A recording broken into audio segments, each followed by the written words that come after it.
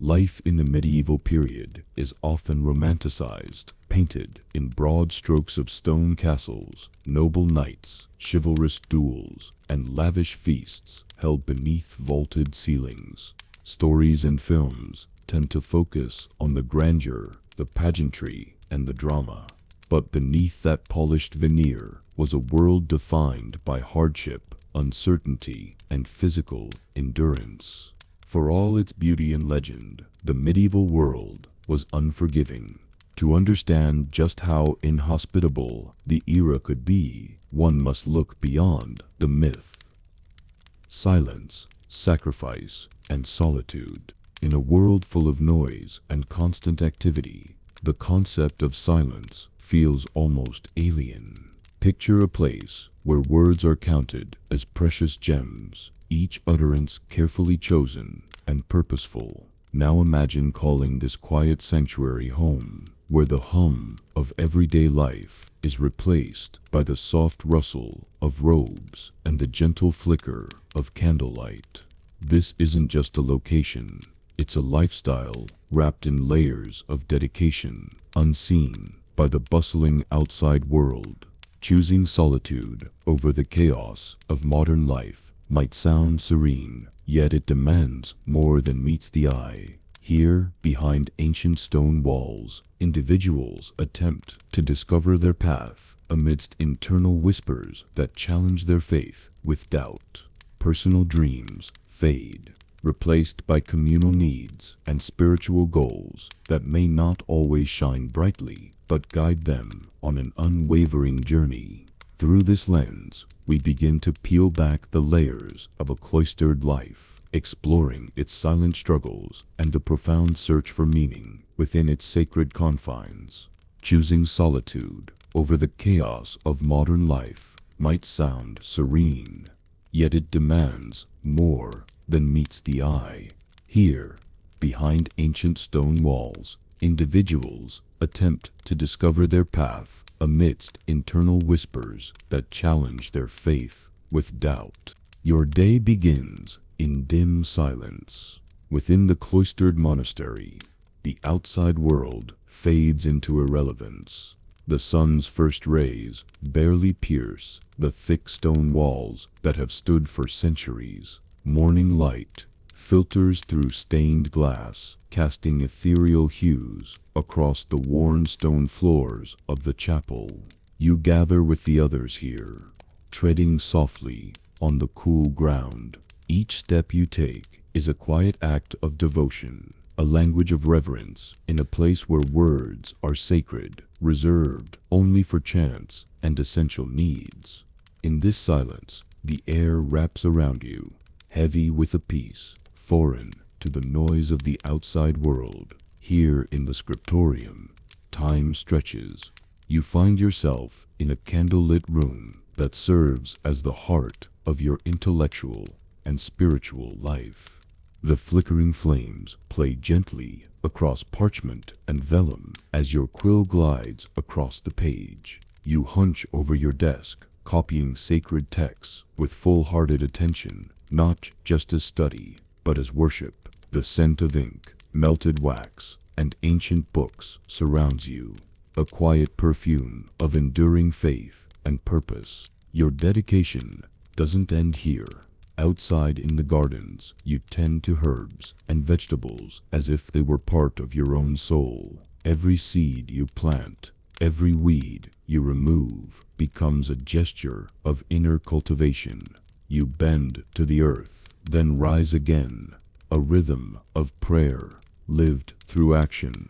With each quiet movement, you come closer to understanding the life you've chosen. The garden flourishes through patience. Through these simple acts, discipline becomes a strange kind of freedom. But this life demands sacrifice. You surrender personal ambitions to serve the needs of your brothers and spiritual ideals. And yet, even in service, you discover joy, a silent but steadfast reassurance that your life holds purpose beyond the self. Every choice you make affirms your identity as a monk, grounding your vows in daily routine. Still, beneath the calm surface of monastic life lies a hum of inner struggle. Faith is your compass, yet doubts creep in quiet moments, during vigils or long silences. Questions rise uninvited. What called you to this life is the same force that now challenges you. You wrestle with your beliefs in solitude, in shadows, in silence. Silence itself complicates things. It's both comfort and confrontation. It shields your spirit like a warm cloak, but also gives your thoughts space to wonder about the lives you might have lived, the paths you left behind. The stillness becomes a conversation between you and God, one in which both doubt and faith share the floor. The cold chapel is your sanctuary and your mirror. Its chill is sharp, but so is your awareness of why you're here. The flickering candlelight, the glint of gold on icons, the weight of those who came before you, each reminds you of the gravity of your path. Aligning your thoughts with sacred teachings becomes your daily discipline, an exercise in resilience as much as devotion. You strive for grace, even while you battle turmoil inside. Watching the seasons change through a narrow window, you measure time not by hours, but by sunrises and sunsets. Each day invites you to reconcile your inner silence with the chaos you once knew outside. It's this contrast that defines your journey. What binds you to your fellow monks is more than prayer. It's the shared vulnerability. In your solitude, you find unexpected solidarity. Others carry the same burdens, the same whispered doubts. This mutual understanding becomes your support, a thread of strength woven into each day. Slowly, patience and endurance become a part of you. When night falls, silence returns. You walk back to your plain quarters, carrying the quiet like a sacred echo. You kneel once more in the cold chapel, shadowed by the dim light. Tomorrow, you'll begin again. Another day of prayer, service, and study. Another chance to walk the line between faith and doubt. You live your calling, not in loud proclamations, but in the rhythm of surrender, repeated with purpose and grace. Soon, you'll delve even deeper into the terrain of your soul. The tension between belief and uncertainty will pull you forward, drawing you into reflections both painful and beautiful. In this space, between conviction and questioning, you'll begin to understand faith not as certainty, but as a practice, one that whispers beyond these stone walls. Your life is shaped by long hours of prayer, rarely interrupted. To outsiders, it might seem peaceful, even idyllic, but within that stillness lives a storm of internal tension. Your day is structured tightly: prayer, study, manual work, like copying texts or tilling gardens. The world outside vanishes when you enter the cloister, but the world inside never stops moving. You kneel in the chapel, sometimes for hours, the cold creeping into your bones despite your robes. Sleep is short and simple. Your bed is little more than a firm pad. Meals are plain, meant for nourishment, not pleasure. These physical sacrifices are meant to purify, but they wear on you. You start to wonder, is this hardship helping you grow closer to the divine, or is it slowly wearing you down? Emotionally, the weight is heavier. You're separated from family and disconnected from the pace of the world. Letters arrive sparingly, and when they do, they carry memories that sting. You hear your mother's voice in your mind during evening prayers. You remember laughter, smells, holidays, fragments of a life you let go. That ache is part of your journey now. Suppressing your worldly desires becomes second nature. You teach yourself to let go of ambition, to put spiritual service above self. But sometimes you question this too. Why must the soul's path require the silencing of your human urges? Still, you try to trust that the cloister's purpose is to sharpen, not erase you. You strive to believe that in stripping away distractions, you are better able to hear God speak, if only in a whisper.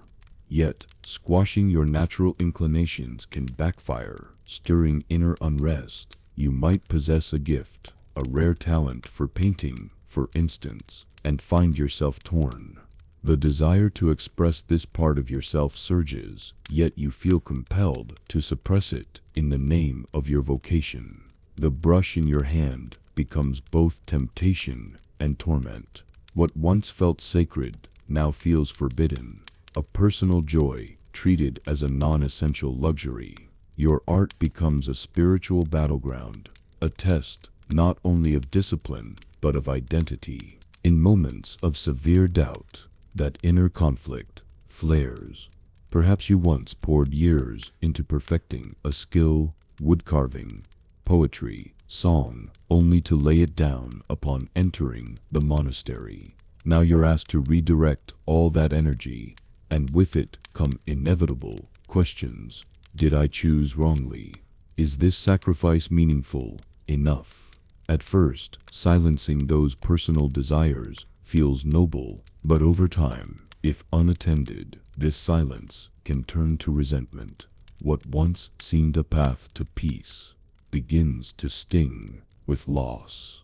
Internal conflict doesn't remain internal forever. It spills into the community. You share this sacred space with others who, like you, are wrestling with their own sacrifices. And while silence is meant to unite, it sometimes sows confusion. A glance can be misread, a gesture misinterpreted. Without the cushion of conversation, misunderstandings grow. Living in close quarters magnifies everything: envy, irritation, pride, emotions you try to suppress, but that occasionally slip through. What should feel like a sanctuary can sometimes feel like a crucible. From these personal struggles, a deeper tension emerges: the ongoing war between faith and doubt. The routine is strict, the silence is long, and the sacrifice is sharp. At times, your devotion deepens. At others, shadows stretch across your beliefs. You begin to ask yourself, should faith feel this uncertain, or is doubt an inescapable companion on the spiritual path? Here begins the real work. You're no longer simply preserving your vows. You're wrestling with their meaning. You're no longer simply preserving your vows. You're wrestling with their meaning. Reconciling the spiritual expectations of this life with your basic human need to wonder and to want is the true test. The way forward demands understanding, not suppression. You must learn to channel your longing, not eliminate it. And that's no small feat. Balancing your personal hopes with sacred duty becomes a daily, delicate dance. But without it, your purpose begins to fray. Every mundane task, scrubbing floors, watering gardens, copying pages, carries the weight of deeper emotional conflicts. Your hands perform the labor, but your mind is adrift, replaying the inner debate. Over time, these small dissonances flower into a greater reckoning. What is devotion? What is denial? You find yourself not just living the cloistered life, but becoming its living question. To find peace here is not to escape struggle, but to face it. You learn that silence sharpens contradictions before it soothes them. The very solitude you embraced to hear God's voice also amplifies your own doubts. These moments of tension are inevitable. They are the soul's crucible, where conflict doesn't destroy but transforms. It's tempting to believe these battles are signs of failure, but they are not. They are mirrors, and what you see in them can guide, not bind. You move through cycles of questioning, each day presenting its own quiet trials. Your faith stretches beneath the pressure, yet holds. The journey is anything but peaceful, yet through deliberate reflection, you uncover a quiet kind of strength. As your struggles deepen and your questions sharpen, you begin to sense that you are not alone. Others here, behind closed doors, beneath lowered hoods, are asking too. Their silence hums with meaning. The shared weight of inner conflict creates a bond more intimate than words. You are living a collective story, one of choice, conflict, and slow transformation. This is where your next chapter begins. The conflict between self and spirit will not resolve neatly, but in its unfolding, you'll glimpse profound truths. You'll begin to hear the quiet dialogue between belief and reality, faith and fear, an unending rhythm pulsing beneath every bowed head and whispered vow. This is not just your struggle, it is the silent heartbeat of the cloistered life. Each day here tests you. Physical discomfort becomes your constant companion. You exchange warmth and ease for simplicity and purpose. There are no luxuries, no soft bed to sink into, no richly flavored meals to savor. Yet somehow you begin to understand that these hardships aren't punishments, they're tools. Through them, you strip away distractions. You begin to see more clearly, feel more deeply. Your body aches, yes, but your spirit begins to stretch. Isolation weighs heavy, too. You've left behind family, friends, a life rich with familiarity. You walk away from laughter, shared memories, and the anchors that shaped your sense of self. Now you confront that self in solitude. No one here calls you by your childhood nickname. No one remembers your old dreams. The silence around you reflects the silence within, forcing you to ask, "Who am I without all that?" Yet through this absence, a strange clarity begins to form. Freed from the noise of society, you begin to hear something quieter and truer. Your own soul. And what of emotion? What of ambition? These aren't erased. You're not hollow. In fact, the absence of external outlets draws your passions inward. You learn to channel desire toward meaning rather than success. The ambition that once pointed outward now aims deeper. Your goal becomes not recognition, but resonance with your faith, with your purpose. You don't dream of accolades. You dream of stillness, of communion, of peace. These hardships don't shrink you. They sculpt you. They show you what matters. In silence, sacrifice, and solitude, you are tested, but also transformed. As the days pass, you notice the change. Desires once loud, now whisper. Fears once sharp, now soften. You're not above struggle, but you've begun to understand it as part of the path. One compelling journey is your own, or perhaps one you've imagined walking like that of Sister Marie. You may have come from a life bursting with excitement, recognition, and noise. In the beginning, the monastery's silence feels suffocating, like a cage you willingly entered but didn't fully understand. The stillness confronts you. Your mind drifts constantly to the parties, the accolades, the sensory thrills of your past life. But with time, that silence begins to shift. No longer a prison, it becomes a sanctuary, a blank canvas. Here, in this quiet, you finally hear your own voice, not the one shaped by the world, but the one shaped by your soul. The silence makes space for eternity to speak. Or perhaps your path feels closer to that of Brother Thomas. You arrive burdened with unfulfilled dreams, ambitions that once defined you. You chased success, status, applause, but within the cloister, those measurements dissolve. What now defines your worth? Through prayer, through long days of contemplation, you begin to understand true success isn't built in the eyes of others, but in the quiet offering of love and service.